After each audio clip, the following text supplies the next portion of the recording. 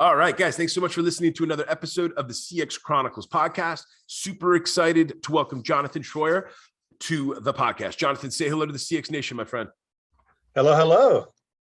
So, guys, Jonathan's got a super cool story, and he's going to share it with us today. But just to kind of set a little bit of the stage, I know I say this every single week, and I'm always bringing this up, but it's awesome to have another customer-focused business leader on the show today who has, number one, done an awesome job of building his own business, building his own team, finding this space that many of us CX and CSers, we know how big the space is. We know how valuable the space is about to become.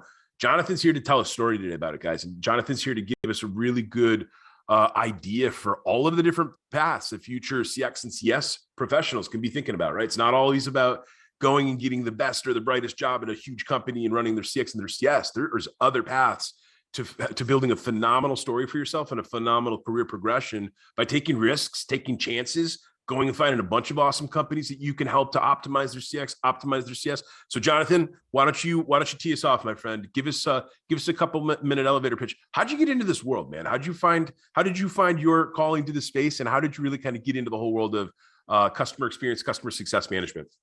Well, it's kind of interesting. I was in college and I took a job at a local contact center, but I took a sales job.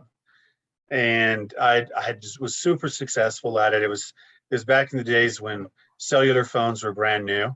Okay. And so I was selling MCI WorldCom Wireless. So nice. The astute among us know that that's a failed and shuttered company.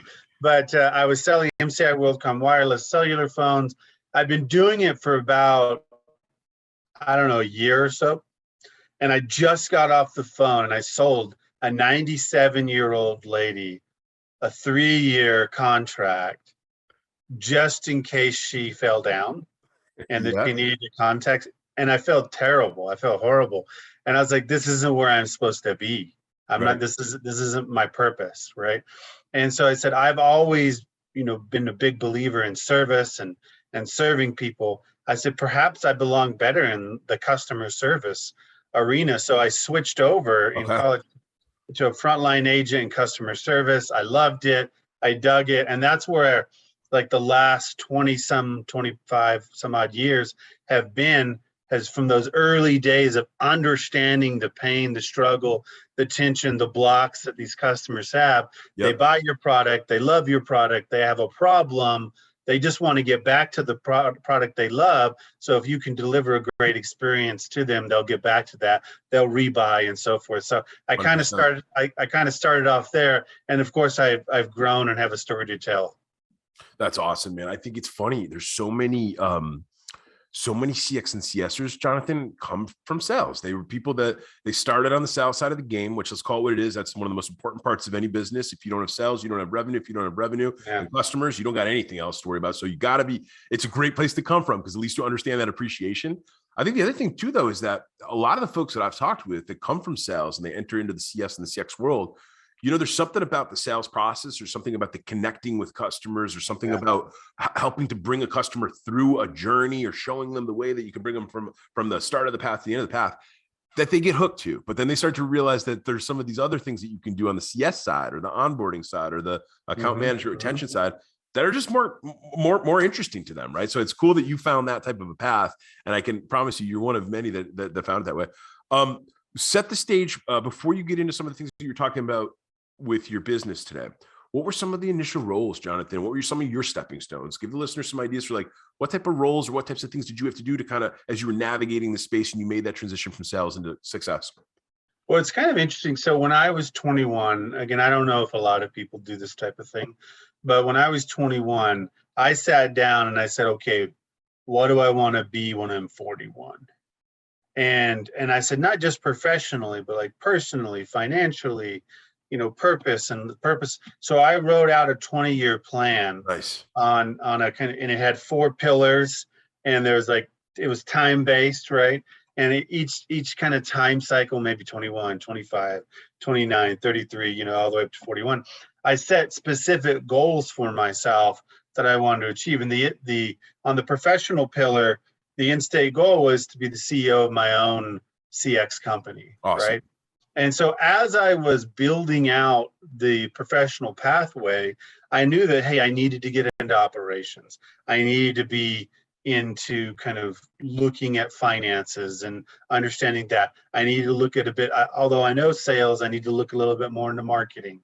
I needed to understand talent acquisition, people management, creating great cultures, all those different types of things. Definitely. So I have lots of different roles along the way that would allow me to do that, from being a command center analyst, being a finance analyst at Microsoft, being a director of customer service at Monster, being a business manager over outsourcing of MSN and MSNIA at Microsoft, being customer insight and advocacy leader for EMEA for Symantec. Then if you want to run a business, you got to know how to run it soup to nuts. So I was like, let me go join some startups. So I started up a bunch of services teams with Postmates and with Kabam and Forte and a bunch of startups. And I got to this point where I was like, okay, I think I'm ready to build the business of the future of service. I grabbed a guy, Scott McCabe. He was feeling the same way, same career trajectory, but he wanted to be like the COO, what we call the chief other officer in startup language. And so I was the front man, the CEO, and he was the COO. And we're like, let's go try to build a business. So that's kind of some of the experiences or some of the intentional things that I did along the way to prepare me for it. Look, super cool. Awesome. Thank you for sharing. I think the other thing too is you just nailed it, Jonathan, which is like CX and customer success has become one of these like centralized components of any business, where we do, whether we want to or not, and whether it's right or wrong, or whether you're feeling really great about it or you're feeling really, really crappy about it. But like, we are a hub in most businesses where we get to see, feel, hear, and sense a little bit of everything, right? Whether it's marketing, whether it's sales, whether it's product. I mean, even finance. Sometimes we get into conversations about what customer pricing preferences are, the way that we're allowing them to pay for their services. The bottom line is we do get into a little bit of everything. So having the background that you just kind of talked us through, it had to have set you up for two things. And I want you to absolutely jump right into the first pillar team, but it had to have given you a sense for what type of team you really wanted to build. You just mentioned some of the early folks that you pulled into the room to start building the blueprint with. But then the other thing too is you and I chatted about this the other day, Jonathan, but like, you already had a really good sense for some of the things that keep CX and CS leaders up at night, some of the things that CX and CS leaders have budget or need budget for to do their jobs exceptionally well. And then number three, about some of the pains and some of the consternation points that, let's call it what it is, man. CX and CS leaders all across the world face every single solitary day with their growing team, with their growing portfolios, and then with the constant world of technology just whipping curveballs at our heads every single day and showing us new tools or different things, ways that we got to be thinking about it. But super, super cool beginning part of the story. Jonathan, why don't you kick us off into the first pillar of team, though? I'd love to hear a little bit about your team over at Officium Labs and talk about the way that you guys started to get things off the ground, build the business, and build that initial team that propelled you to where you guys are today. Yeah, definitely. I mean, I think before we jump into the team, we have to talk about why would the team want to join a startup with no customers and just $150,000 loan. And right. I think the reason is if you looked at it, I think it was sarv.com did a study in 2019, and it said $339 billion a year is lost because of poor customer service to brands all over the world. And then you look at Statista in that same year, and they said $220 billion is spent on third-party outsourcing, third-party sourcing. So you're essentially like spending $2 to lose $3.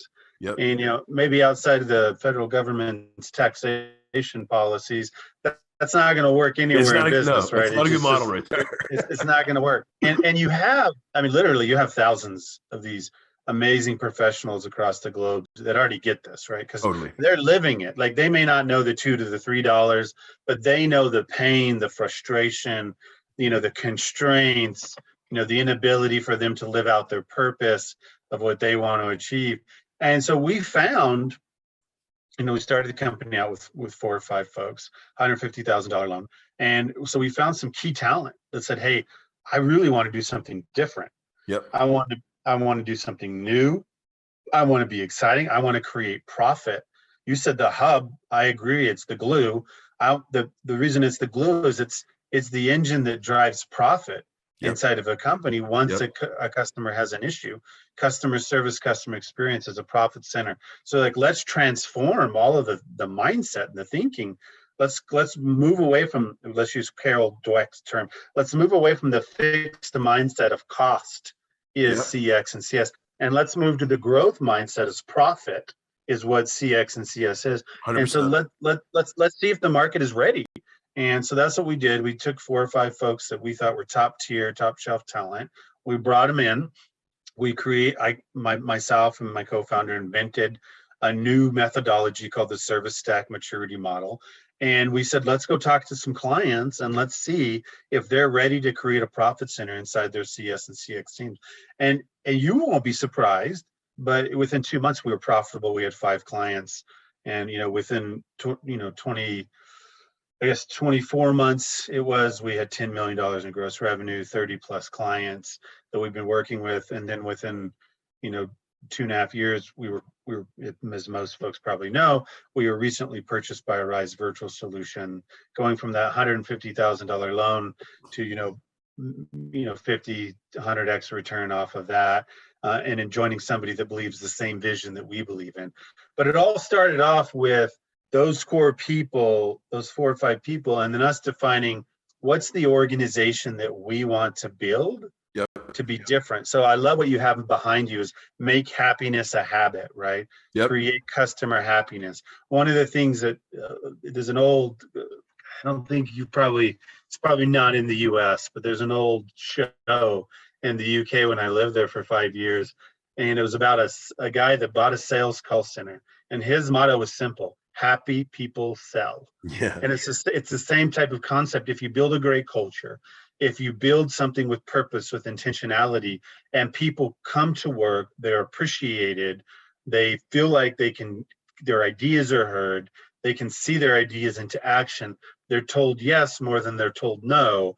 And then they have the ability to actually see how that impacts a client at the bottom line as well as their organization.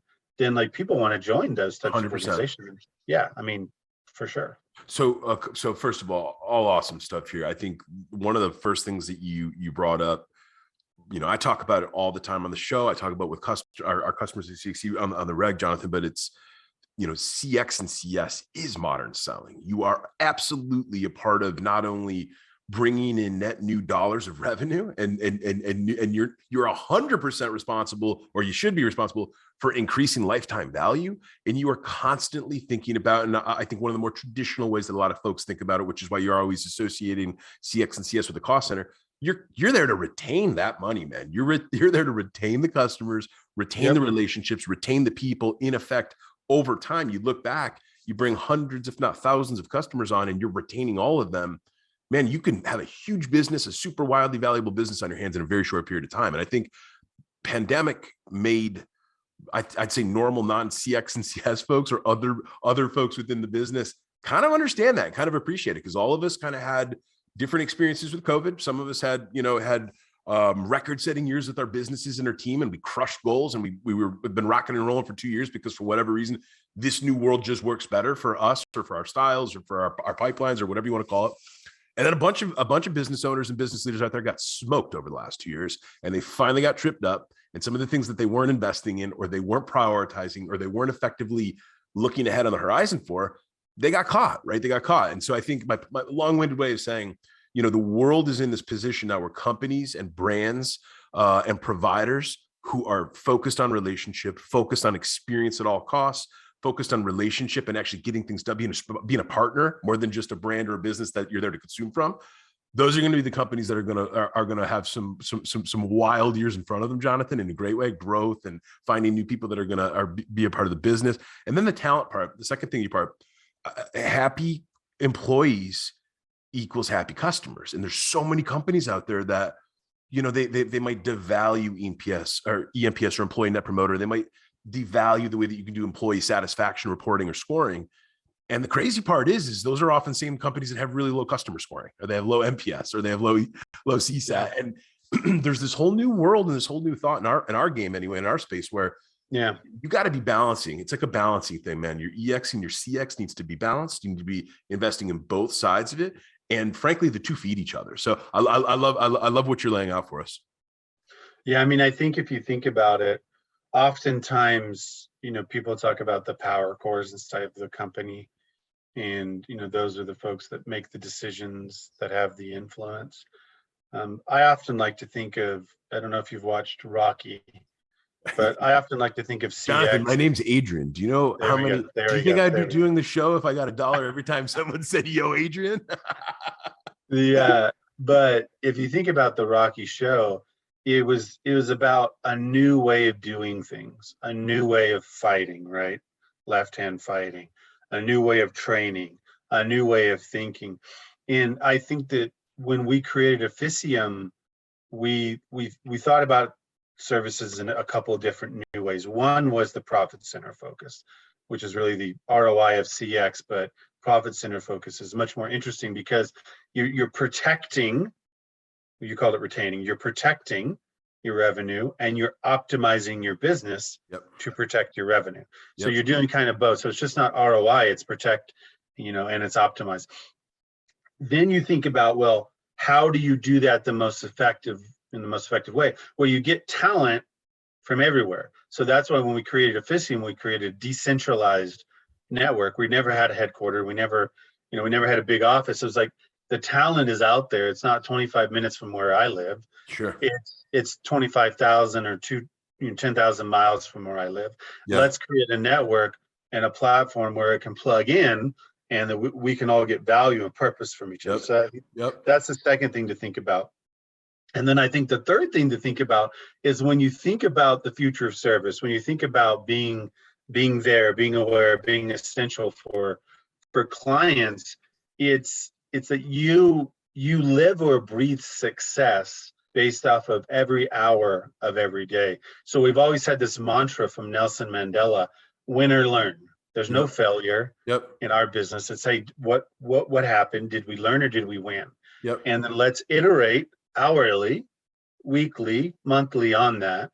Let's not wait for contract renewals. Totally. Let's not try to hold a client, accountable to their contract. Let's win the hearts and the minds of our clients, and then they can win the hearts and the minds of their customers, who ultimately pay our bills, their customers on a day-to-day basis. And those three approaches are much different than the way a lot of companies tend to run themselves. Yep. Couldn't agree more, man. I imagine as you built the business, as you built the team, well, first of all, you're working with all these different companies. So I imagine technology and tools has got to be a big part of what you and the team are thinking about. Jonathan, can you spend a couple minutes just talking about how you think about that second CX pillar of tools? What are some of the things that have worked really well for both building your internal toolkit, but then also how are some of the ways that you and the team sort of navigate all these different tools that you probably encounter as you're going from account to account and you're expanding your ground game? I'd love to hear you talk about tools for a couple minutes. Yeah, so I think when I first thought of the Officium network, I was sitting on a chair, like it was one of my recliners, and I looked down and I saw my Wi-Fi router, beeping or blue or whatever. And that's when I was like, oh, that's the future.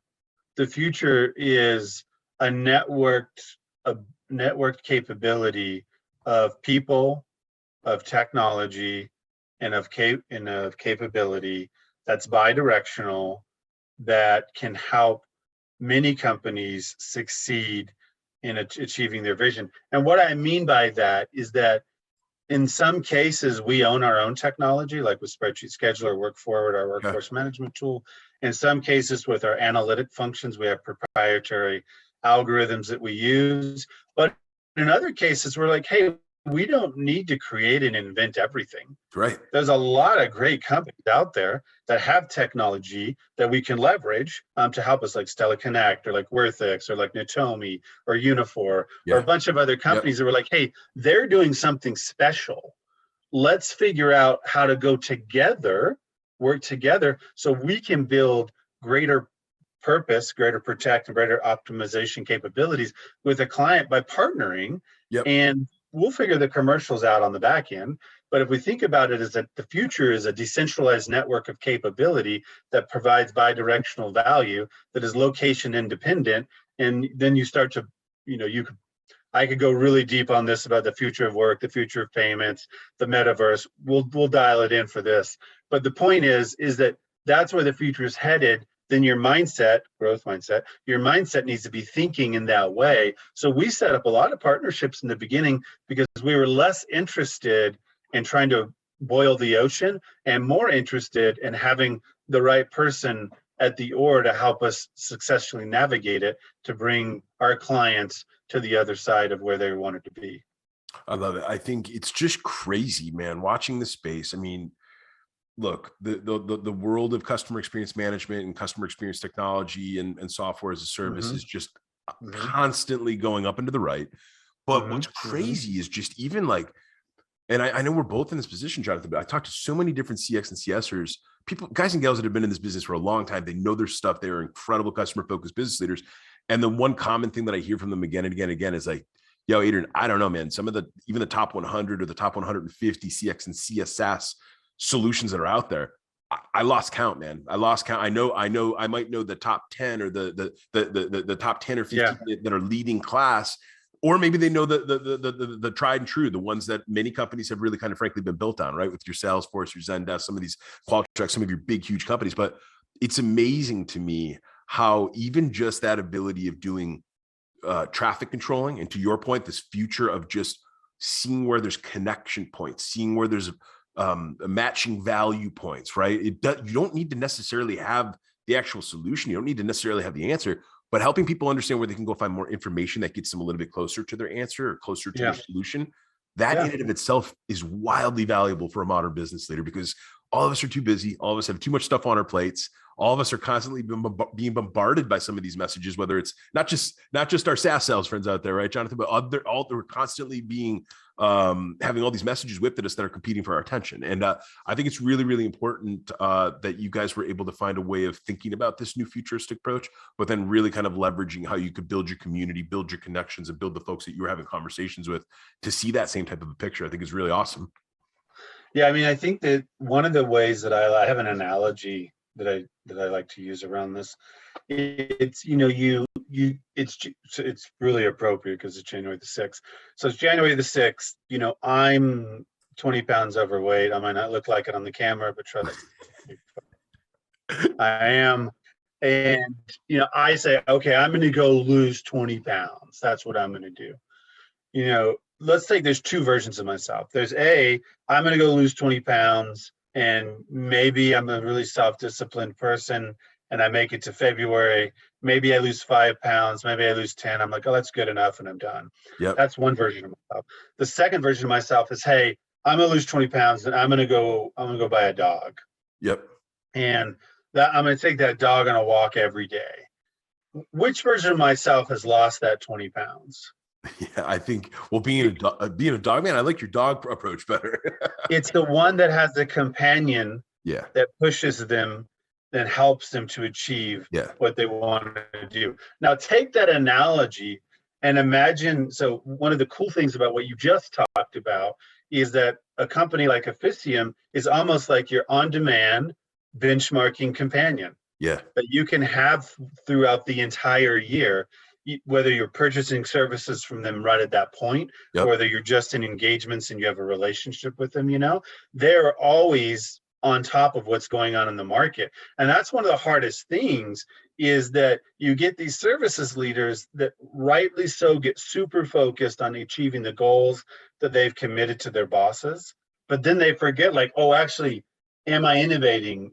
Am I protecting? Am I optimizing? Am I driving ostensible value for next year or the year after? And because they're really stuck on hitting these finite 12-month goals, they just lose focus, right? As any human would. But if they had a companion that had on-demand benchmarking that they can meet with every so often, it would help to get them to be doing their thinking time, right? Because we're always doing, but we're not thinking enough. Steve Gutzler is a good friend of mine. He's a mentor. He says you need to spend 1 hour a week thinking, nothing but thinking, and that will help you to innovate. So having that companionship is so important, whether it's Officium or another company, it doesn't matter. But having that companionship where you're always linked in to what's the latest and the greatest, and being willing to evolve your strategy, evolve your goals so that you can drive that profit center, that retention, that being that glue, I think is so important. It's so important. And frankly, there's going to be a number of future business leaders out there that are going to basically be able to pull ahead, or they're going to be just a part of the pack by whether they can do that really, really well. Jonathan, I completely agree with that. What you were just talking about, though, sorry to interrupt you, is the ones that do that are going to be the companies that you remember, those top 100%. top SaaS companies. The reason why you don't remember them is because they're not memorable.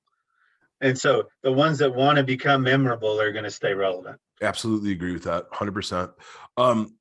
Jonathan, I'd love to jump into the third CX pillar of process, because I think you were already starting to bring us here, but process had to be a big part of the way that you and the team, but also just as any customer portfolio grows.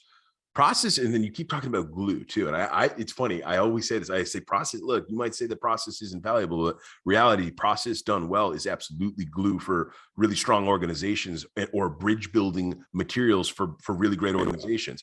Can you spend a minute or two talking about some of the things that you and the team have kind of learned as you've grown and as you've expanded and as you've brought more customers on, that relate to process, that have really kind of been able to push you guys ahead of the pack and really kind of separated you from some of the competition?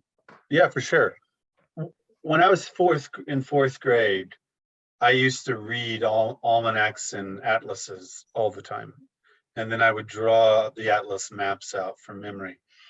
And as I think through the travel or the journey that people take, imagine that you're in the state of Georgia, you're in Augusta, and your objective is to get to San Francisco. Mm-hmm. But if you don't have a map, you'll probably eventually get there. If you've looked at a map before, or maybe you've taken the journey, you could probably wing it. If you've never taken the journey, you'll go around asking lots of people along the way. Maybe it'll take you 2, 3, 4 times longer to get there. But when I think about processes, I think that's your map to where you want to go. And so what we invented with the service tech maturity model was a methodology and a process map that if you leverage it, you will become best in class. You will become a profit center focused services organization. You will protect millions of dollars in revenue, and you will optimize your business where you're spending 20 to 30 to 40% less on your BPO outsource or even your internal account and so forth.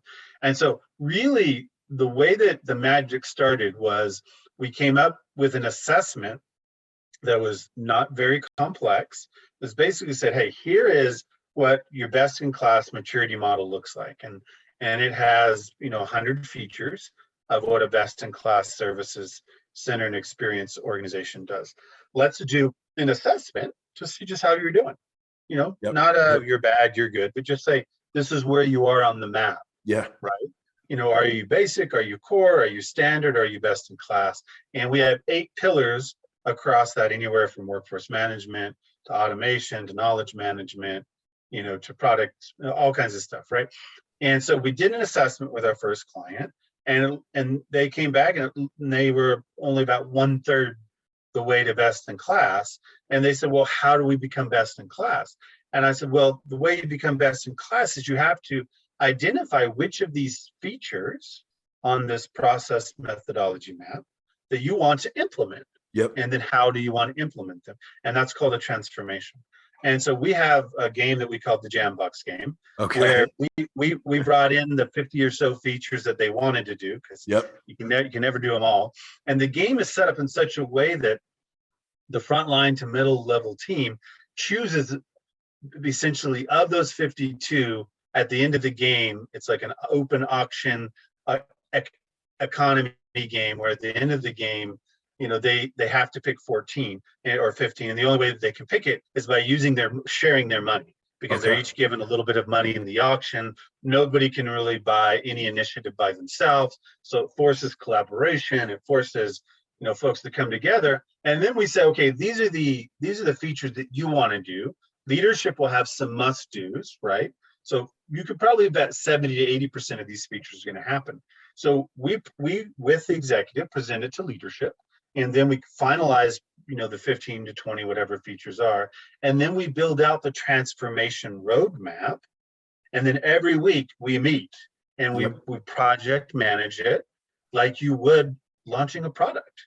You have your stand-ups every 2 or 3 days. You have your agile board, you have your burn charts, you have your project, your transformation, and all of it maps back to the maturity model. And every month you check in on how you're doing against that maturity model. So I went to a little bit of detail to explain it, but that's why processes is so important, is because you can have the talent, you can know what you need to do, you can have the tools, but if you don't have the map, if you don't have the way to get there, all of that's just nice. Right. Yep. It's just nice. I love the analogy of mapping and process as it relates to mapping. And frankly, a lot of companies do process mapping and content documentation extremely well. They've literally got a plethora of maps that guide all the different things that you just laid out and talked about. That's where you get to at a certain point of maturation as a business. But there's another piece that you're talking about, which is just understanding how to get from point A to point B, right? Because I think that especially, here at CXC, Jonathan, we've had the fortune of having so many incredible startup founders and growth focused companies founders and executives coming on, and they're talking about how they built the bonfire, how they got the business started, how they found those first couple hundred or those first couple thousand customers, and then how they started to rinse, wash, and repeat and get really excellent at doing whatever their willy or their where was. But this idea of a map is something that I want our listeners to think about, because it does not matter how big your team is, right? You could have 10 CSMs, you could have 50 CSMs, you could have 100 different call reps that are working on your team today. If you haven't taken some time to think about how your processes or your living playbooks or your SOPs, whatever you guys are calling them in your corporate culture, think about them like a map. Jonathan's point here is really, really, really spot on, which is like, if you can show people, you don't even necessarily need to show them every left turn, every right turn, every highway, but you do need to give them a compass, right? They need to know their north from their south, their east from their west. And then they have to have a basic understanding of some of the stops along the way, right? Because you can start really, really simple with a lot of this process stuff, Jonathan. Yeah. But the last thing that you talked about, the prioritization piece, I want to double up on this one, because I think it's absolutely mandatory and it's paramount to call this out. Even some of the smartest companies with the smartest people on planet Earth, they love to do the 27 list thing and say, well, we'll absolutely get these 27 things done this quarter. And it's just not how it works, man. The power of focus, the power of picking and identifying a handful of items. And then this is where CX is a team sport, because you need your executive sponsors and your executive leadership to knight those handful of ideas, whether it's the top 3 things or the top 5 OKRs or whatever it looks like. But you need to get that blessing from the very top to the very bottom of an organization, letting everyone in the business and the team know, these are the North Stars. This is what we're going to focus on. This is the timeline that we're going to have it, because that in and of itself, it creates clarity. It creates continuity. And then lastly, I think the best companies in the world, they show this map to their customers and they show this map to their employees, and everybody's on the exact same page. And getting back to happy employees and happy customers, this is how all of these things are starting to line up, guys. So love some of these ideas. Jonathan, I'd love to jump into the fourth and the final pillar of feedback. So I'd love to hear you spend a couple of minutes talking about some of the ways that you and the team have not only gotten good at collecting feedback, but most importantly, I'd love to get some ideas from you about some of the things that you've learned along your journey for how do you use feedback? How do you act upon feedback so that your customers or your employees or your teams, you know that you're listening and you know that you're improving based on the suggestions that they're making to the business? Feedback. I was watching something yesterday, or no, I think it was earlier today. Nate Brown has an amazing customer journey feedback model that he's presenting earlier today. Nate's a friend of ours here at CXC, Jonathan. Nate was on our show, I think within the last year or so. Awesome. Oh, nice. Yeah, so you guys know him. So he has this beautiful customer journey feedback map that he pulled together. He came up with this interesting concept. He was one of our early hires, and he said, "I'm going to focus on employees first." He said, "Hey, are we listening to our employees every week?" And I said, it's a good question. There's only 5 of us, 6 of us. I guess we are. I don't know. He said, well, there's this great technology out there, again, leveraging what's out there versus trying to build it, called Office Vibe. And what it does is all of your people answer like the 30 questions to start, right? And then every week it just sends them 4 or 5 questions. And it takes them like 30 seconds to a minute to answer. And then then over time, you get to see like how is your employee satisfaction, and Yep. what is the feedback that they're providing you. And so we started that, and then we, on a scale of kind of 1 to 10, we were always in this like 8.5, 8.6 range. And we're like, yeah, we're an amazing company. Everything's great. And then all of a sudden it like went down to 7.9. And we're like, what's going on? Yeah, What do right. we do wrong? Yeah, right. But we wouldn't have known about that if we weren't listening. So then we dug into the details. We understand what happened. And really it was just a miscommunication. It was a misunderstanding.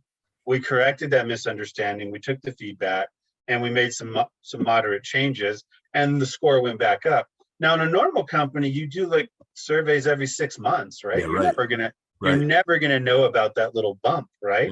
Yep. And ostensibly, that could have gone down from 7.9 to 7.6 to 7.1 if we never would have caught it, right? And so I think having a mechanism for your people where you can get feedback on a very consistent way and then act on that feedback so they know that you're listening, I think is so critically important, which is probably what, in our first year we had 100% retention, right? There was like nobody left, even up to, we got up to 20 people, 23 people. And that our first EMPS that we did, was a plus 100, right? Wow. Which is pretty crazy. Yeah. So feedback on the people side is so critical. It gets harder as you get bigger, but 100%. feedback, having a mechanism. On the customer side, when we talk about protect, if you want to protect a customer, all you have to do is listen to them and respond. Yep. And 80 to 90% of the time, the customer's issues or concerns, you can actually do something about. There's going to be 10 or 20%, the product's made that way, the service is set up that way, it'll break the business model. You can't do anything about those particular things in the short term. But in the short term, if you treat somebody with respect, you listen to them, and then you have a quality system set up. And I'm not talking about quality monitoring where you're seeing how good the agents are doing. I'm talking about a quality system that's set up that catches in a numerical, in a verbal way, oddities that are happening in communication. Yep. So you can pick up implicit versus explicit. Explicitly, I tell you your product is terrible. Yep. Implicit, I use your product once a day instead of twice a day, right? Yeah. So you have to look at those data signals outside of the actual communication to understand that. So that's the second piece of feedback. And then the third piece is then taking that action and making the changes and improving, right?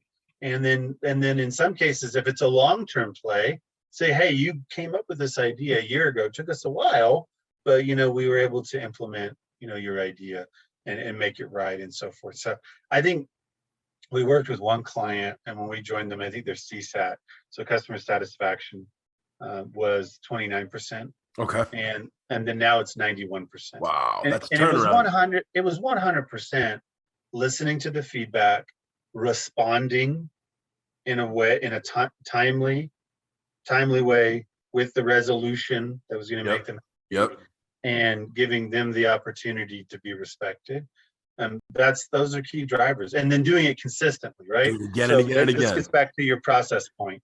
Doing it consistently, at making sure every agent or every customer success manager has the map so they can be successful. So that's kind of on the customer side. And then on the client side is like really critical, right? And so we largely believe that, and I think I mentioned this earlier, you win the hearts and the minds every day. So we tend to set up shorter term contracts or contracts that don't have minimum commits or aren't long term, because we want you to love Officium plus Arise. Now we want you to love Officium plus Arise every day. We don't want there to be a day that you don't love us. Yep. You don't love what we're doing for you, the value that we're bringing to your business. And so we have a project manager set up in each business. And we do this differently than other clients, is our project manager kind of operates almost like our account manager, right? Okay.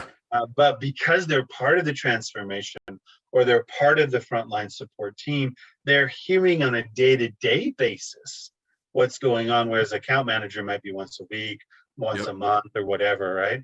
So daily, you're starting to hear that kind of stuff, and then you iteratively make updates and changes. So we're really big, and like I said earlier, win or learn, but it's that iterative fail fast forward, kind of methodology, which is like, let's be intentional, let's be deliberate, but let's make adjustments quickly 100%. so that we can be the number one thing that our clients are talking about. Oh, Officium this, what can Officium do that? Or we want to do that. That can be internal, but maybe Officium could do this for us.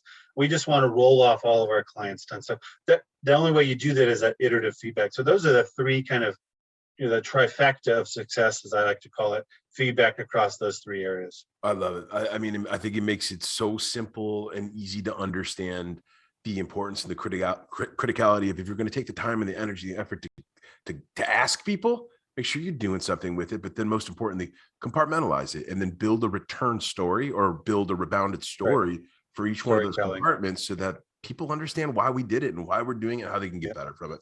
So Jonathan, this has been an absolute pleasure, man. I'm super appreciative of you walking us through all of these different sets. It's incredible what you guys have done over just such a short period of time too, man. That's what I was telling you last week. This is short. I mean, some people work on this stuff for a decade before they see some big win, or they see some big company interested in the work that they've done. Or so it speaks volumes to the work that you and the team have done. It's been our absolute pleasure having you on the show. Before we wrap up, where can people find out more about you, and where can people find out more about Officium?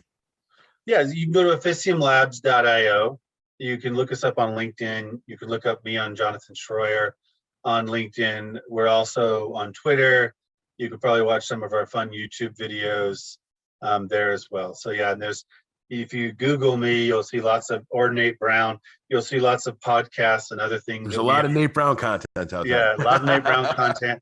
I've got some content out there if you want to hear a little bit more, but really just hit us up. We always love to chat with people. Our passion is to help people, ensure that their purpose of best-in-class service is being met. So anything we can do to help out. And thanks to CXChronicles and to you for the opportunity to share a little bit of our story. I love hearing all the stories. I've listened to previous ones. Excited to hear future ones. So thanks so much for the time. It's been our pleasure, man. Thank you so much. Keep up the fantastic work, and we'll look forward to chatting with you real soon, Jonathan. All right, sounds good. Cheers, mate.